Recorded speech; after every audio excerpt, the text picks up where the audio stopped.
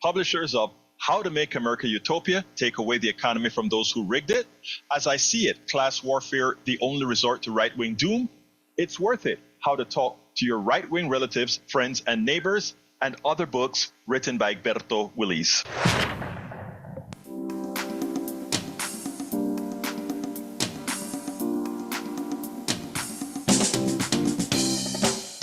Welcome to Politics Done Right. My name is Egberto Willis, your host. Good morning, Houston. Good morning, Harris County. Good morning to the entire state of Texas. Good morning to Northeast Texas, Southeast Texas, Northwest Louisiana, Southwest Louisiana, and to every nook and cranny receiving our signals from our 100,000 watt transmitter into those magical boxes known as radios, aka the Howard Reynolds machines. Welcome to the rest of the world who listens to us via the internet, formerly known as the ARPANET, created by whom?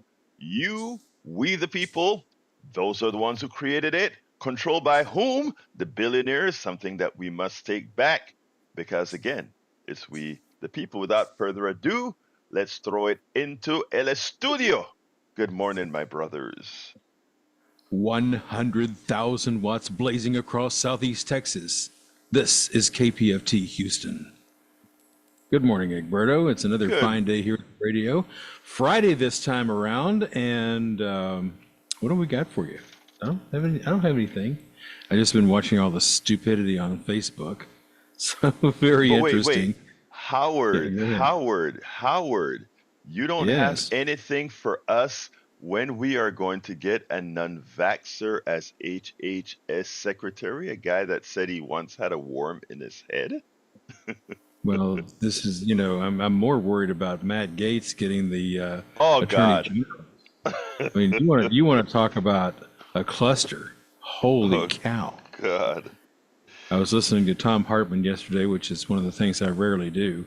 Because he's on the HD2 channel on the satellite feed, so I was listening to him, see what he had to say. I said, oh, well, Matt Gaetz will never pass the congressional hearings and all that. And I said, he doesn't have to. Tom Hartman said there's a way for Trump to do it, put him in as an interim and just leave him there. Yeah. So, yes. Yeah, if he gets to be Attorney General, we are all hosed. I would use a different name, but you know what I mean. You're on the radio. So, yeah, I'm more scared of that than that. RFK Jr., just go back to your rock, will you? All back under your rock, take your worm head with you, and go away. And the beer. Don't forget the beer now. You remember the beer that he messed with in Central Park, right? I don't remember that story. Okay, I don't think I know that one. Well, Jack has some wisdom over here, but it's only about a third of a page. What? Yeah, Jack, what's wrong, Jack? Well, I put it in as few words as I could. The foxes are taking over the hen house. Oh, they've always had the hen house. Corporate power takes over America. America elected a president that is more in line with the corporate power than people power. And that's what the people will get. Bills, laws, and courts will put the corporate ahead of the citizens, and the foxes will run the hen house. God. And he's appointing them foxes right now. I wouldn't call them foxes. But then again, we're on the radio, so I can't call them what they really are. Behave yourself. But you get my drift. Yes. I'm trying to, man. I'm trying to. This is controlled rage that you're hearing. Yeah. So I can't believe this. I cannot believe this. And every day it just gets worse. What in the world is going on here? Alexandria Ocasio-Cortez was on MSNBC last night with Joyanne Reid. And, there were a lot of voters who voted for AOC, the most liberal person on the planet. Well, kinda. And as well as Trump. So she put out a query that says, this is not a judgment here, folks. I really want to understand how you voted for me and you voted for Trump. And you know what was one of the answers that they gave her? We voted for you because we listened to you. We voted for Trump because we listened to Trump. And that, even though for those of us who listen to everything in the aggregate and can make critical decisions, that's about it. That is quite interesting. And again, no judgment again, but that says something about talking directly to people and not letting consultants do the talking for you. And and the one thing Trump does is he just let it fly. The one thing AOC does is let it fly. And I don't know. I just wish we had a population that could actually see through the next level. But anyhow, the title of the show today, my brothers and my sisters, is America Fooled Us Once Again. Kamala Harris was asked to prevail over the failure of media and party. And I want to start the program with a clip that I want you to digest a bit, and I want you to call in about the clip. It's a 12-minute segment, so you can start calling after about 12 minutes or so. I want to play that, and then we will take it on the other side. To me, it is clear that the Democratic establishment has got to be charged with malpractice. They have got to be charged with malpractice. Look, the last people to blame in general should be the population at large. Yes, you've heard me state categorically that Kamala Harris lost the election, not because of policy specifically, but because of gender and race. I stick with that. But here's the kicker. The Democratic establishment gave these folks who knew better but still voted against her the excuse to do so. Let me elaborate a bit. I had a whole lot of Panamanians. My group, Antex, had a whole lot of Panamanians over. We celebrated Veterans Day. We wanted to celebrate all the Panamanians who lost their lives, who've shed blood for this country, given Trump's behavior or belief that somehow those people south of the border are animals, criminals who are no use to this country. Well, we wanted to show that, most of us from south of the border actually come to this country, defend this country, and make this country what it is. But as I'm taking them back, Roberto and myself, we're taking them back to the airport. And we're seeing all these construction projects. Some of them are before the infrastructure deal, but a lot of them are since the infrastructure deal. Let me first qualify something here. In Texas, recently, all these freeways that we've been building, for all practical purposes, were toll roads. We have an evil state government that pretty much cuts taxes for the wealthy and the corporations, but when it comes to highways, etc., we yet pay the corporations to build the highways and to run the highways, which means we pay an additional tax to use our freeways here, especially those in Central Texas that are being built near Austin, etc. So we are on our trip to Austin, and I'm seeing all these construction projects, and I'm seeing hundreds, thousands of people working, good paying jobs here in Texas, a red state. But still, there was no sign that said courtesy of the infrastructure bill signed by Joe Biden. Of course, when the Democratic Congress passed the bill after Donald Trump crashed the economy with his response to COVID-19, he wanted those checks that he didn't want to give in the first place, that the Democratic Party said we needed to give Americans relief while this pandemic is on.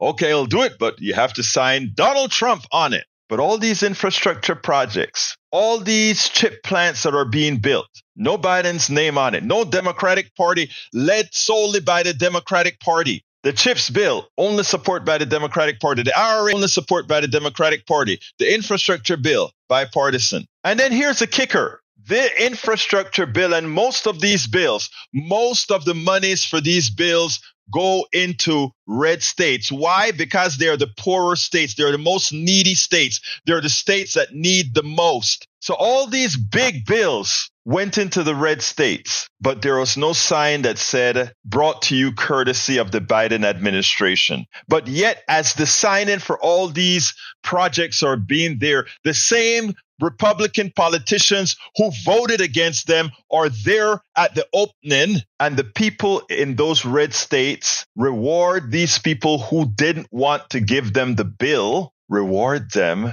with re-election, many of them with re-election. And for all the things that Donald Trump was unable to do, he had infrastructure project. Every week there was an infrastructure project, never got it done, never got it executed. Biden comes in, first year, gets the infrastructure project done, and now we're watching the fruits of that labor. We are watching, after 4 years, the success of the infrastructure bill, the success of the Inflation Reduction Act, the success of the CHIPS Act, and on and on and on. And there are so many policies that came into play. Donald Trump only did 3 of any substance. And yet, people claim they were voting for Donald Trump, the criminal, the thug, the rapist, over Kamala Harris because they liked his policies and they thought he would be better for the economy. Well, like I said, the Democratic Party should be charged with malpractice because these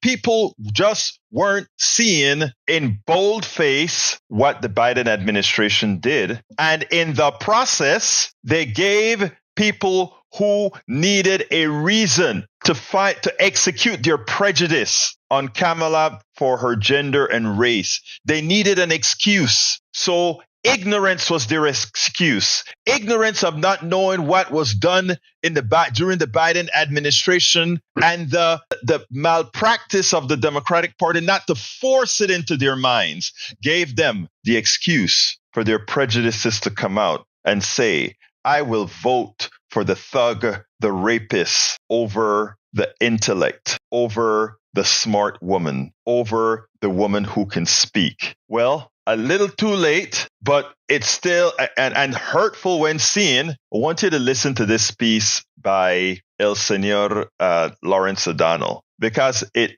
lays it out as it should. Then we'll take it on the other side.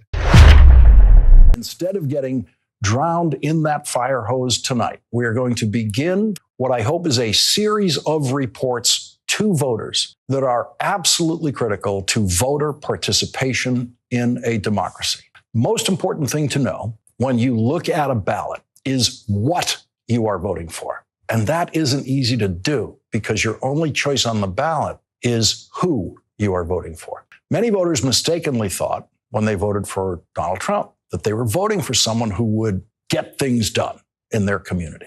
That's because most of us, and that very much includes me, don't always know who to credit for the good things or the bad things that government has done. Who did that? Who built that new bridge? Who rebuilt our airport to make it a state-of-the-art airport? Why did that new chips factory locate in that town? Who did that? The answers to those questions are critical to informed voter participation in a democracy. People will automatically get refunds from airlines next year when their flights are canceled, and they won't know that Joe Biden did that. People will be driving over bridges with their kids in the back seat, not knowing that that bridge was rebuilt and made safer by Joe Biden. It would take much more than the full hour of this program to describe what Joe Biden did as president of the United States. But for most other presidents, it would take less than an hour to describe what they did in the presidency. Donald Trump, in 4 years, did tax cuts and tariffs that raised prices, and he built a little bit of wall at the southern border. Not 2,300 miles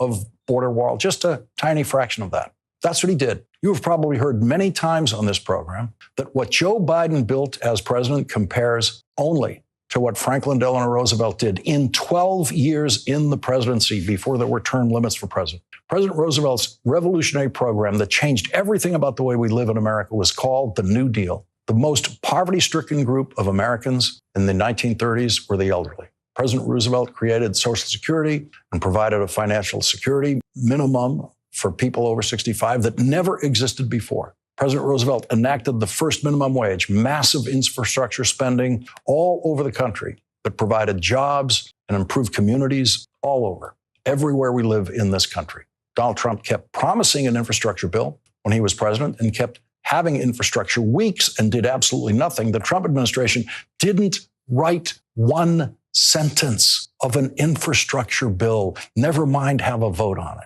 There should be a name for what Joe Biden did. Franklin Roosevelt came up with the name the New Deal when he was running for president for the first time in 1932, in the middle of the worst depression in the 20th century.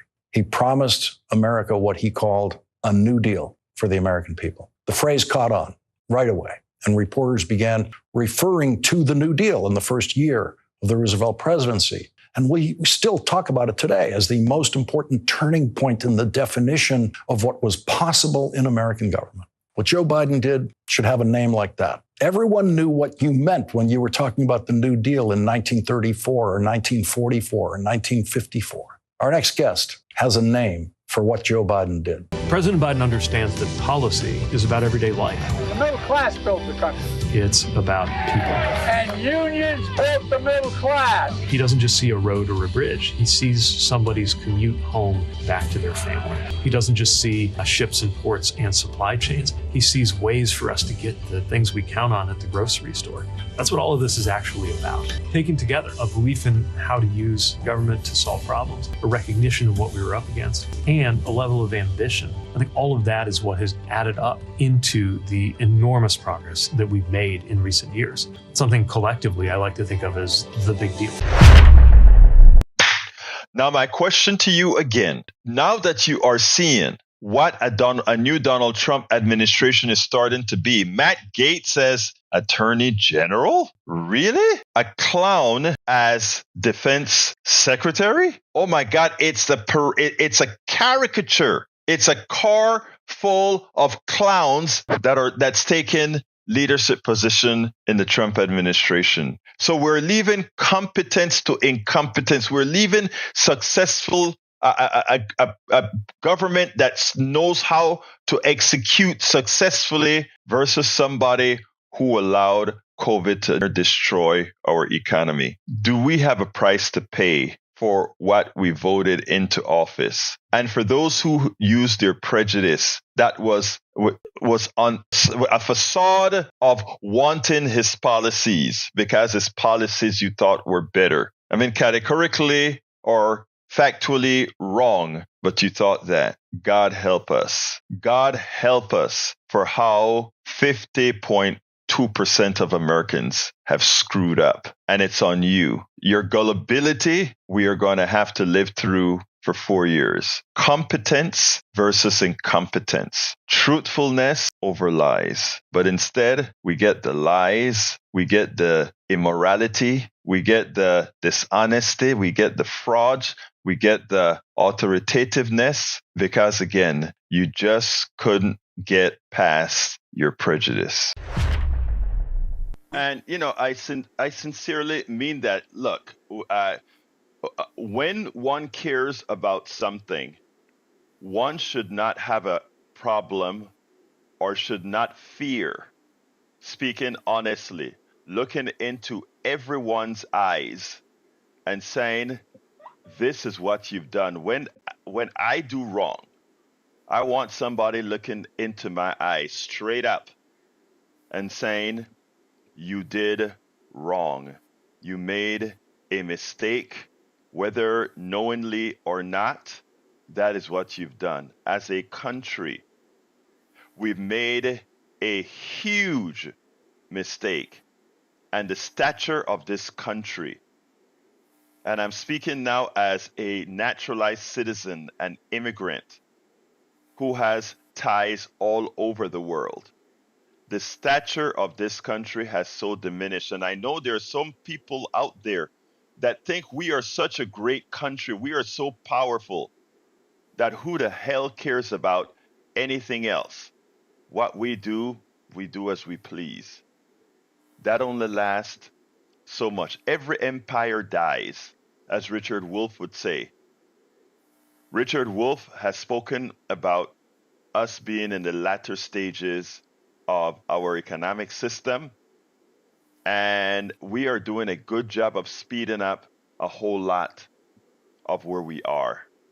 It's imperative, folks, not just for us, the ones that are born and older now, but it's imperative for us as a people to take the look. I had rose-colored glasses on. I did. I really expected more out of our country.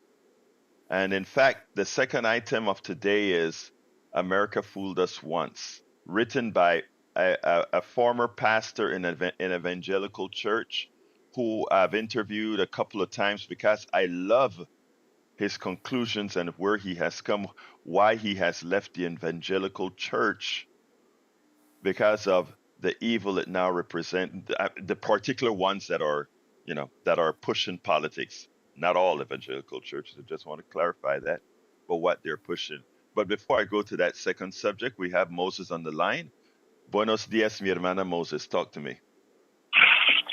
Buenos días. Sí. ¿Cómo está? Muy bien, gracias. You're supposed to say buenos dias, mi hermano. Hermano. Okay. Sometimes I mix my Spanish with my French. I know. Talk to me, Moses. Okay. All right. Now, do not fear, do not be dismayed. America, look at this carefully. The people was set up.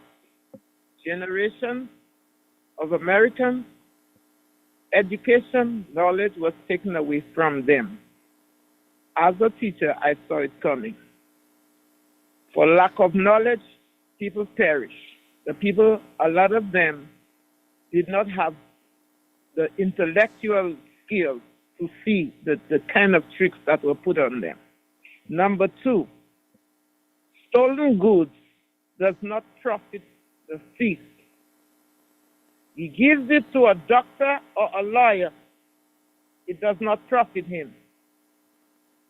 Number three, the Republicans built a wall of lies, but the truth will tear it down when the people begin to feel the effects of the confusion beginning to rise among the Republicans. You already see they have a rapist to do this. They have all the kinds of, oh my, it is just like pandemonium in hell.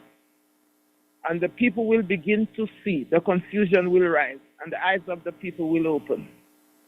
Number four, sometimes it takes people to feel before they understand the danger they were dragged into.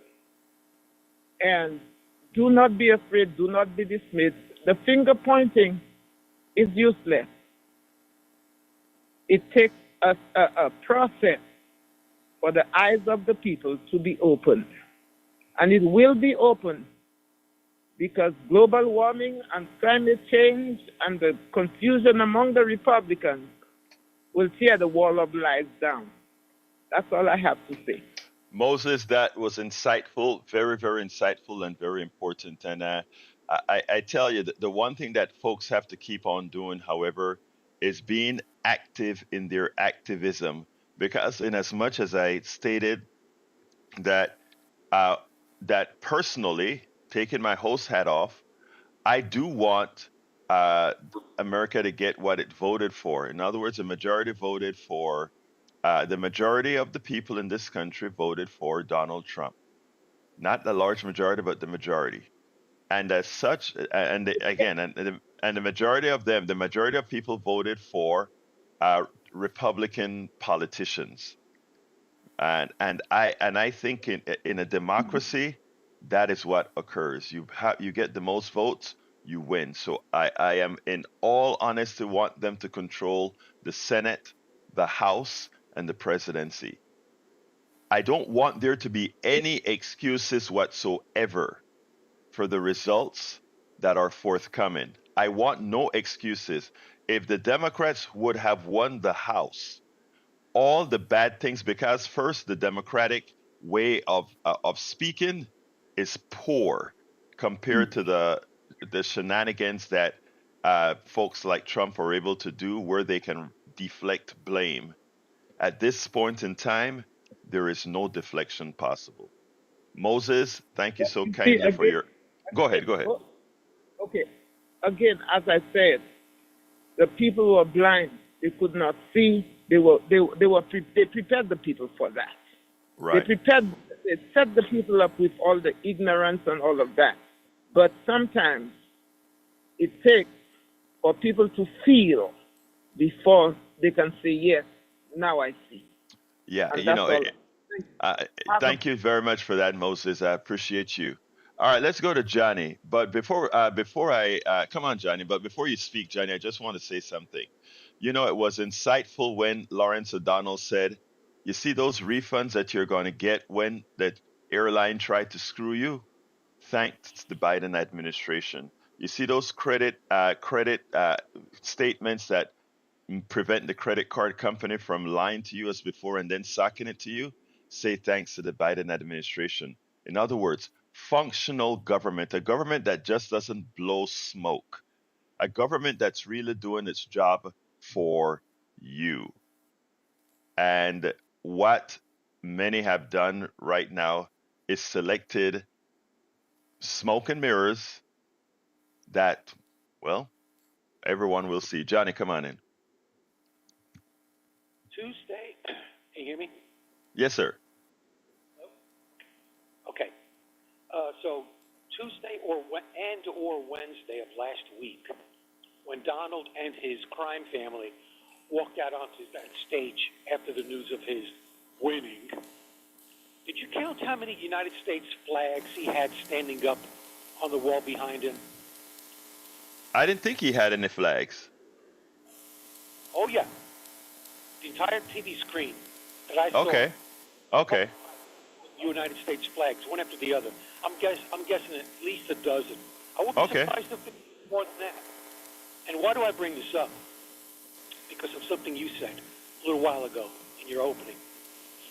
That visual of the flags that he likes to do, that's one of his trademark images that he likes to put out because he likes to scream how patriotic and how much he loves America. And we all know that's not true at all. It's the total opposite. He has disdain for the American working class. We know that. Just like Rush Limbaugh had disdain for his listeners. Oh, a lot of you Rush Limbaugh fans are going to not like that, but that's the truth. Anyway, so what's the reason for this? When you talk about this narrative, this ongoing narrative about America is great, we're the strongest military, the best economy, we're the greatest, I've heard that since I was a little kid. And when I hear it over and over and over again, whether it's in social studies class, at my parochial Catholic school, or I see it on the TV ads at home, or I hear on the radio by Republicans and weak-ass Democrats who sheepishly agree, who are afraid to contradict in any way, that makes me as a kid suspicious because you're screaming it all the time. Why do you have to scream it if it's true? If it's true, it's self-evident, right? So those flags are the visual version of that phony baloney narrative that we get. How do we know that Russia or China can't kick our butt if we get into an armed conflict with them? They got a whole lot of people. And contrary to what some Puma Democrats like Stephanie Miller would say, that Russia is nothing more than a gas station. How do they frame that? Gas station with nuclear weapons? Well, once you... that's a silly statement. Yeah, because once you have a nuclear weapon, the game changes. I mean, so you're no longer just a gas station. Thank you. But see, this is the disrespect that we have for other peoples, that I don't like the narrative being controlled by people other than me, who might say, wait a minute, what are you talking about? Russian people, they go to work every day, they have jobs. I've seen motion pictures of their cities. They have skyscrapers, they have ballet, they have shopping centers and stores and stuff. They have rural countryside like we do. They have poor people like we do. They have rich people like we do. So what is this gas station with nuclear weapons? When we minimize people like that, that gets me angry. Just like when we have this long-standing, since I was born, against Cuba, this blockade, all these series of sanctions against the poor Cuban people. And they still had the Christian charity to offer us help when we got hit by Hurricane Katrina and Rita. You remember that? And what did George Bush, the president, the Republican Party president at the time, say? No thanks. No thanks. They had nurses and doctors standing by with medical kits on the tarmac, ready to go to Louisiana and offer help. We are so arrogant. You are correct. And that's all. Yeah, it's interesting because a lot of people, the same thing they do with China and different countries in Africa. And when it's funny because when a lot of there's a TikTok video that I saw with a famous star went to, I think it was Kenya, and was at a shopping mall in Kenya and was like, oh wow, this is nice, this is, and folks on was tearing her up in the comments saying, why wouldn't you think you have that here? Why wouldn't you think you have that in Panama? Why wouldn't you think you have that in South Africa? Why? Again, and it's a narrative that we put out there, and in effect we market a lie to those politicians know better because they've been to all these other foreign countries, but they lie to the American people to make them believe there is something there.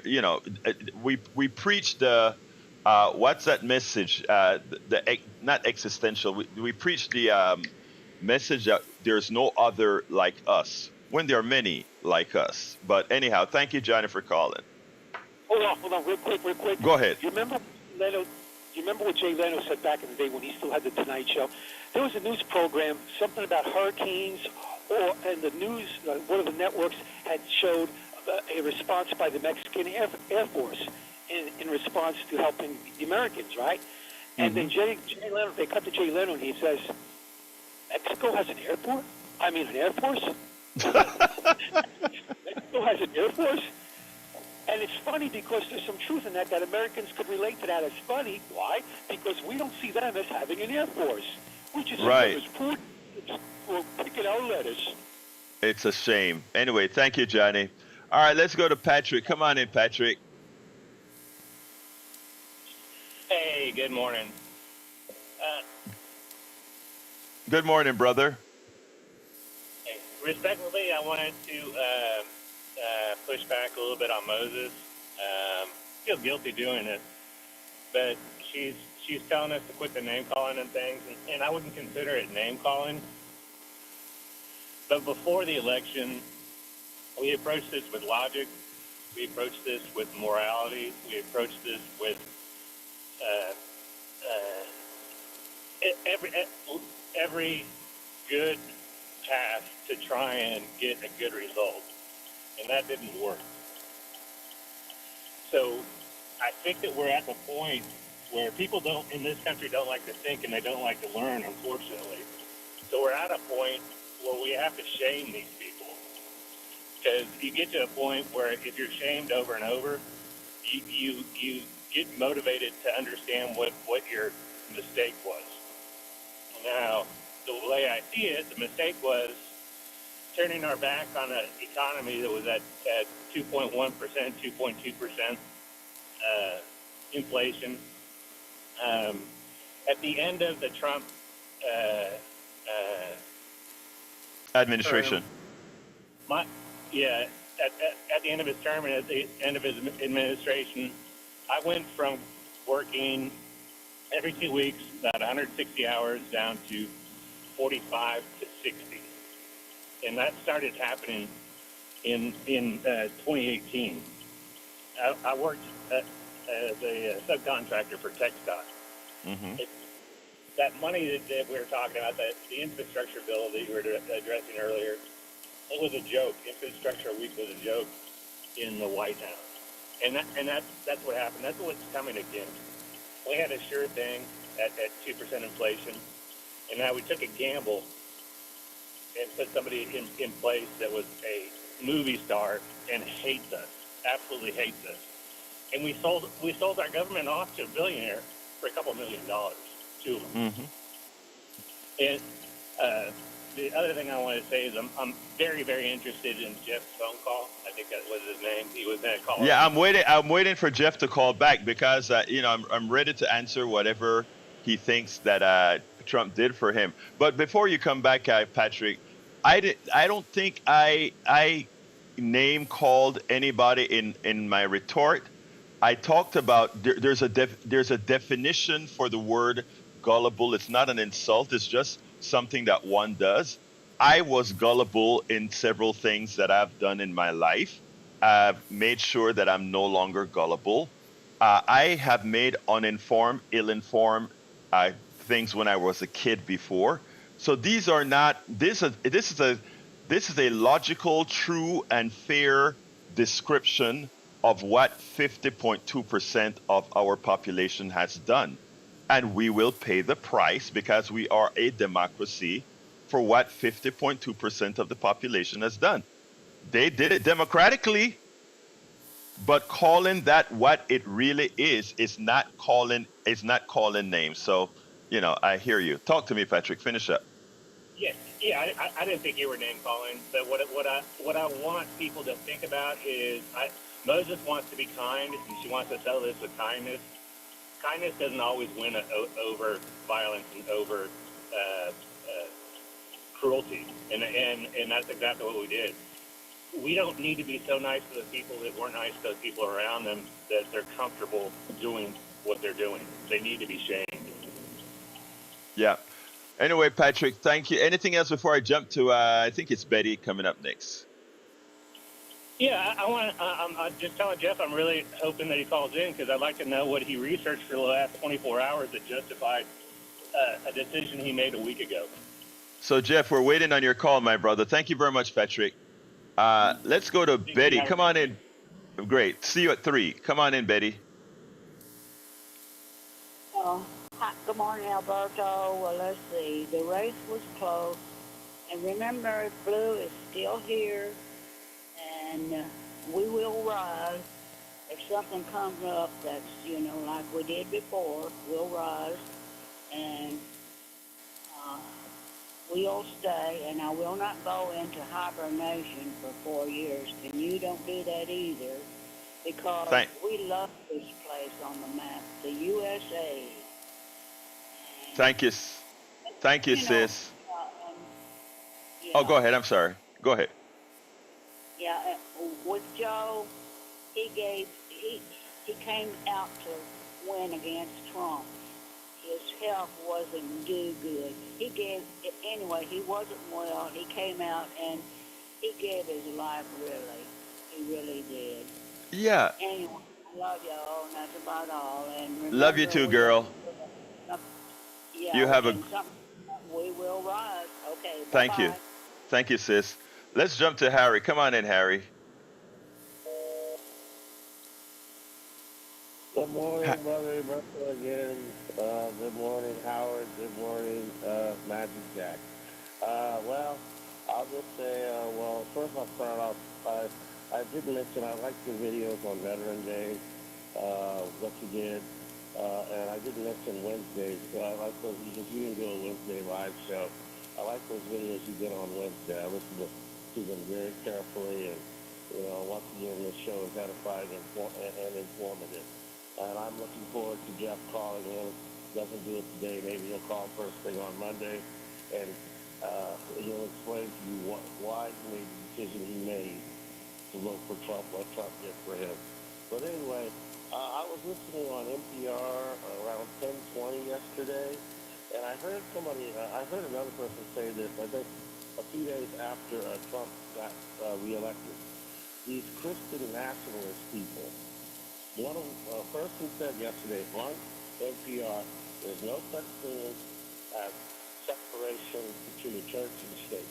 Now, you have wacky people out there that voted for Donald Trump, something like that, who don't understand government. And as you pointed out on this show, the dumbing down of America, not understanding civics. Donald Trump has said it himself. He said it a lot during the campaign tour that he likes uneducated people because he can prey on them. And so he's able to beat them, and they came out and supported him. Basically that's, what happened. And unfortunately, a few things that did hurt Kamala Harris, what they were doing the campaign tour. You're right about the race and the sexism. All that is true, but there were people that were angry. A lot of working people were angry that she said she wouldn't change anything different between her and Joe Biden. And what Joe Biden did, she supported all of that. And there were working class people who wanted to hear her distance herself from what she'd do different. And I was listening to On the Middle last night on NPR, that show that comes out at 8 o'clock at night, and they were talking about that. And Let me break in here because you've been going for 2 minutes. Let me just say one thing, brother Harry. I have named the blog post that I'm writing for the video that I just did is that there was a dereliction of duty for not only the Democratic Party but also the media, because they kept on asking Kamala, what's the policy, so much so that she's described all the policies, and all these policies were middle class policies to help the middle class. All of that is out the door. Supporting social, giving Medicare to people who are taking care of parents, gone. Given up for people having their first child or their child, giving them support to bring that child into the world, gone. If you really believe in small businesses and not the large corporations, etc., these types of business credit makes a difference. I wish I had it when I was forming my companies. Gone. So there are policy after policy. We can actually speak policy. You can't speak that under Donald Trump. I got to go to Derek Harris. Thank you so kindly for your call. Let's go to Derek. Come on in, Derek. Hey, good morning, Alberto. Good morning, brother. Good morning. As an educator, I gotta also look at the educational aspect in the dumbing down of our country. Alberto, don't you know that the United States is still one of the world's leading functional illiterate type nations on the planet? I am so glad. How to read, but don't have no comprehension or understanding. You know, Derek, I don't want to sound presumptuous or anything, but unfortunately, you're right. When we compare national scores from around the world, first of all, let's be clear. We have a great caste system in the United States. That's what we have. Because if you come from a good family, you can get the best education and you're very well read. But that's not the majority of the country. And you capture it when you say that we have dumbed down the country, because what the elite has realized is that if you have a big country like this, you want to have a small number with an inordinate amount of power and money and wealth, then that's what you do. You make people not very smart. So as the progressive movement made people smarter back in the 60s and 70s, etc., we now want to take books out of schools. We want to stop critical thinking. All those things we're working strong to prevent. And you see it. The Republican Party idolizes on intelligence. That's why they say, you are just a smart aleck or whatever. They try to make dumb vogue. My phones are filling up, Derek. Give me a closing statement, sir. No, that's all I was going to say. All I can say is it's got to be at some point in time, which I don't think is going to happen, but at some point you got to stop being a dumb devil following behind a wise Satan. Thank you, brother. Derek, you have a wonderful rest of your day. Let's go to Bart. Come on in, line 3. Bart, come on in. Yes, good morning. I wanted to help Jeff out with some of the things I'm probably going to do. Oh, sure. Help him out if you can. I'm pretty sure you can't, but go ahead. Help him out. America does not want a DEI president. There was a mandate, a 312 electoral college. What does DEI president mean, sir? Do not want a woman that was installed just because she's a woman and she's black. So we first of all, that's not a true statement. That's a false statement. So let's go to the next statement. We don't want women. We don't want men dressed up as women in our government with mustaches and lipstick and dresses. I thought you were going to learn this, but you're not. So learn what? Who is we? Who is we? The voters. The voters Okay. don't want a guy dressed up In other words, you want the voters to be able to take away somebody's inalienable right? In other words, I wish you understood the reason you have a Bill of Rights in your Constitution, but it's clear that you don't. So bring your third subject up. Come on, third subject. What's the third way you're going to help out? What's your third item? I have him as a leader in this country. Wait, I didn't hear your third item, sir. What's your third item, sir? Okay, I have several. He's going to close the border. The border was, again, that's a lie. The border was never open. We have an overrunning for various reasons. That is another vote that you guys made based on a lie. Give me your fourth reason. Border is not. Give me your fourth reason, sir. I've already discussed the border issue and the mitigating issues with it. Give me your fourth item. Kamala was the border czar, and she closed the border, and that's why. Give me your fourth item, sir. Again, I'm not here to entertain the lying portion of the methodology. Give me your fourth item. You were talking about credit cards. Trump's going to cap the max interest on credit cards. That wasn't done by Trump. That was done by the Democratic Congress and fought by Trump. Give me your fifth item. It hasn't been done yet. He's going to do it. Give me your fifth. No. Again, sir, that was done by the CBD already. Again, that was done under when we were under the control of the Democratic Party and Elizabeth Warren. Continue. You see, again, the uninformed. When you are uninformed, that is the biggest problem, because again, the things that you're saying are so based on misinformation. Actually, not disinformation. All these. Let's go to the fifth item, because so far you're 0 for 4. Go for the fifth item. Okay, these colleges with their DEI and their woke. All right, you're not making any sense anymore, sir. Let me go ahead and move on to Augie. Thank you, Bard. Bard, you're just giving out false talking points. Let's go to Bard. I mean to Augie. Good morning. Good morning, brother. How you doing? Okay, so talk about the Mexican Air Force. They joined the fight against the Axis in World War II. They built fighter pilots. Yeah. And in the 70s, they started putting women in men's jobs in the military.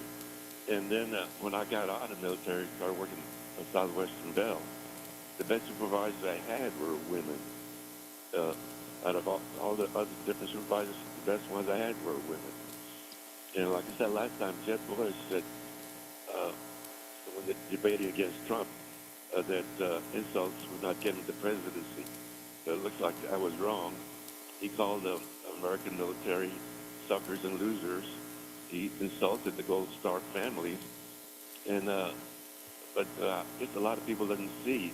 Somebody asked Trump one time about the voters that voted for him. He called them suckers too after his first election. But a lot of people don't get that. And in the Bible, it talks about, in the New Testament, about words don't matter as much as your actions do. Trump, all he has is just a bunch of words and not much action. And a lot of people forget, in the first presidency, with a bunch of press around him, he had a bunch of papers in his hand saying he had a better plan then, better than the Affordable Care Act. And he had it in his hand, but then a cameraman zoomed in on the papers he had. They're all blank papers. Yeah, it's funny.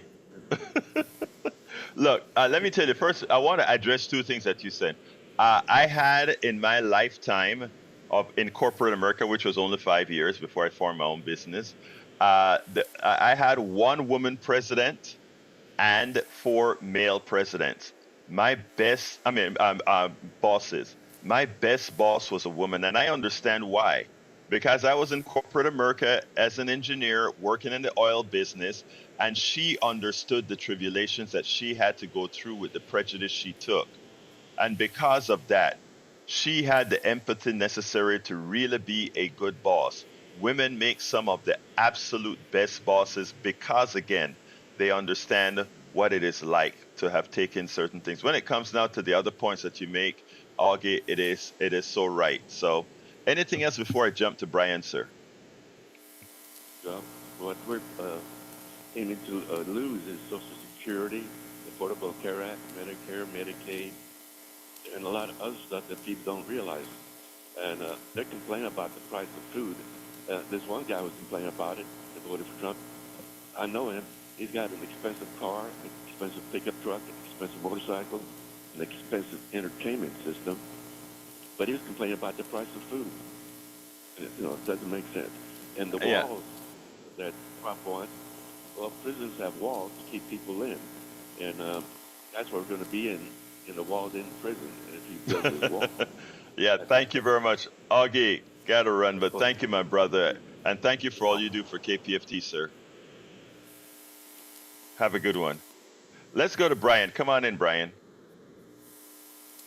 Yeah, good morning, everyone. Okay, Trump never called the service members of the United States of America suckers and losers. That's the lie that's been floating around for years. No one. Why would you say it's a lie for words when we actually have? Hold on. Again, why would you say it's a lie when it turns out that we have it on video? Okay, where's the video? I'll get it for you. I'll go ahead and get it for you, but continue, sir. No. Point us all in the direction of the website that shows Trump calling U.S. service members suckers and losers. I will get in front of everyone. No, don't get it for me now. Announce it to me now. Where is it at? I don't have it. I said I'll get the information for you. So, Brian, if you're going to call the program and get belligerent, we can't have that. Okay? You don't ever hear me get belligerent with anyone. So watch your tone, sir. Continue. All right. I guess he couldn't control his emotions. Anyway, folks, the second part that we wanted to discuss, we don't have any calls right now. The second item on the schedule for today was America Fooled Us Once Again. I really, really like this guy. His name is John Pavlovitz. And John Pavlovitz was a pastor, I believe, in North Carolina, where he pastored a church. He was, I think, the youth pastor. And as he saw what Trump was doing, he kept on speaking up. And he finally fell out with the church because he could no longer be the ungodly one that continued to push Trump. So here's what he wrote yesterday. And this article really touched me because where he says, we were wrong about America, when he says we, it means me as well. Wrong about America. And it goes like this. He says, the result of the presidential election have force-fed many of us the bitter of pills. We were wrong about America. The fact that the results weren't even close despite Trump's campaign formed almost exclusively of xenophobia, misogyny, and white nationalism is confirmation that a substantial portion of this nation is no longer accessible by reason or data or empathy. I disagree with that slightly. It was a slight win, less than 3%. Numbered by a cocktail of optimism, ignorance, and wishful thinking, many of us imagined that the previous two elections were somehow momentary aberrations, temporary glitches in the system that would surely be remedied this year. We believe that after so much ugliness, such open disregard of people of color, such contempt toward immigrants, such a sickening failure in the face of the pandemic, such as an open assault on our democracy on January 6th, that we, the people, would surely come to rescue. We were certain that we would collectively course correct a nation that the pendulum that had so wildly swung toward humanity over the past decade would come roaring back to decency in these days, that we would presently be basking in the glory of a radiant dawn's referendum on all this senseless bigotry. We thought We thought we could be dancing together on the grave of fascism right now instead of holding a possible postmortem of democracy. We thought, of course, the good people of our homeland would come to their collective senses, leaving behind political affiliations and superficial preferences and ceremonial ties in order to help rescue us all from a malevolence that had proven itself unworthy of its position and toxic to its people. We believe that every woman of this nation and the men who love them would make an unprecedented stand of women to govern their own bodies. Yes, we thought all of this. We were certain there would be a mass repudiation of racism that this man has revealed and the violence he's nurtured. Because of all its flaws, we really believed America was better than this. We were wrong about all of it. We were wrong to believe that white people weaned for decades on supremacy would suddenly embrace disparate humanity and make more space at the table. We were wrong to believe that white evangelicals would finally have the scales fall from their eyes and abandon their blind adoration of this vile, narcissistic, false prophet of grievance and once again embrace an expansive, compassionate heart of Jesus. We were wrong to believe that kindness and science and facts and truth and goodness would be found more valuable than the fool's gold of a sneering star-spangled banner of greatness. It goes on further, but I'm out of time. The entire prose can be found at politicsdoneright.com/newsletter. politicsdoneright.com/newsletter. John Pavlovitz, I have the link to his actual Substack. He wrote a hell of a piece that every single person should read. Let me throw it to the studio. Oh, nothing much here. I was certainly enjoying listening to your comments there. Jack, you got something? Yeah, Jack says the hen house is being run by the foxes. All right. Yeah, probably so. All right, folks, look. Take it home, Egberto. Thank you so kindly. All my listeners love you all, and I mean that from the depth of my heart. That's the reason we work so hard and do what we do. Look, politicsdoneright.com/newsletter has the remainder of the show with all the videos, etc. You can reach it there, politicsdoneright.com/newsletter. My name is Egberto Willies. This is Politics Done Right, and you guys know how I end this baby. I am what? Out! You're listening to the American Democracy Minute, keeping your government buy-in for the people. Cleta Mitchell, a 2020 Trump election lawyer who later pushed so-called election integrity laws in states around the U.S., is now calling for all U.S. Department of Justice voting rights and civil rights lawyers to be fired. Mitchell served in Trump's team of lawyers trying to overthrow the results of the 2020 election.